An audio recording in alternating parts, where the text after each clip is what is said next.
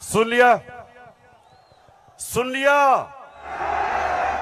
पेशावर। मैं इसलिए ये बता रहा हूं कि ये वो लोग हैं जो हमें कह रहे हैं कि हम अपनी फौज के खिलाफ हैं।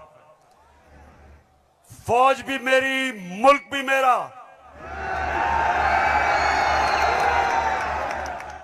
जितने इदारे मजबूत होंगे मुल्क मजबूत होगा, अदलिया मजबूत होगी मुल्क मजबूत होगा, फौज मजबूत होगी, हम आजाद हो सकेंगे। हम अपनी आजादी, हम किसी के सामने झुकेंगे नहीं। कोई मुल्क हमें फतह नहीं करेगा। जिस तरह सारी मुसलमान दुनिया में आज अजाब आया हुआ है, सोमालिया से लेके, लिबिया से लेके, सीरिया से लेके, सारी मुसलमान, अफगानिस्तान में क्या हुआ, यमन में, सारी मुसलमान दुनिया में किस तरह का अजाब आया। और हम वो पाकिस्तान है जो एक मजबूत फौज की वजह से बचे हुए हैं। तो नून लीग वाले ये समझ जाओ कि हम वो लोग हैं जो इस मुल्क के इदारे मजबूत करेंगे। और कभी अगर कोई तनकीद करते भी हैं अपनी फौज के लिए, उसकी बेहतरी के लिए करते हैं, तामीरी तनकीद करते हैं। अब वो चलाओ।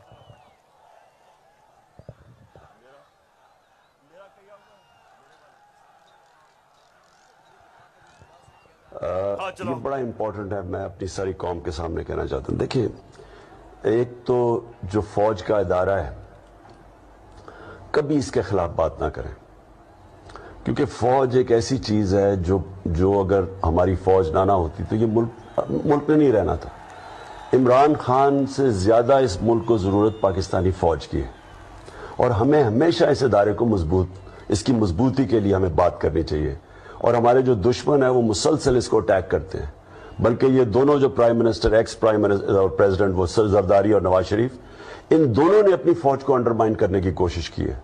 ये जब गवर्नमेंट में भी थे, इन्होंने अंडरमाइन किया उसको। इन्होंने गवर्नमेंट में रहते हुए वो डॉन लीग्स क्या थी, डॉन लीग्स वो हिंदुस्तान के साथ कह रहे थे कि जी हमारी फौज की वजह से हम दोस्ती नहीं हो रही। और जो मेमो गेट था वो क्या था, वो अमेरिकनों को कह रहा था जरदारी अपने हुसैन हक्कानी के जरिए। जी शुक्रिया। मैं इसलिए आपके सामने ये रख रहा हूं कि ये मैं आज से नहीं कह रहा, ये मैं हमेशा समझता हूं। और आज तो है ही 6 सितंबर। पेशावर, मुझे अभी भी 6 सितंबर याद है। मैं उस वक्त स्कूल में था और मुझे याद है जब के लाहौर के पास हिंदुस्तान की फौज आई और जो वहां जिस तरह की हमारे घरों में बमबारी की आवाज आ रही थी, तो मुझे तो बड़ी अच्छी तरह 6 सितंबर याद है। और मुझे यह भी याद है कि सारी कौम तब खड़ी थी अपनी फौज के साथ। अब दूसरी चीज, मैं ये चाहता हूं कि आप सब देखें कि जुडिशरी के खिलाफ ये नून लीग ने पाकिस्तान की अदलिया के खिलाफ क्या बातें की हैं, जरा ये जरूर देखें, फिर मैं आप अगली बात करता हूं। इस तरह बेंच फिक्सिंग भी एक जुर्म, इस पे भी 100 मोटिव। फजल रहमान देख ले कितना गुस्सा चढ़ा हुआ है इसको। सारे फैसले एक ही जज करेगा, जैसे लगता है कि उसका जज नहीं है, उसके पार्टी का रुकन हो। जब बेंच बना तब से लेकर आज तक के फैसले तक इंसाफ होता हुआ नजर नहीं आ रहा था। अपने एक शख्स की वजह से आज आईन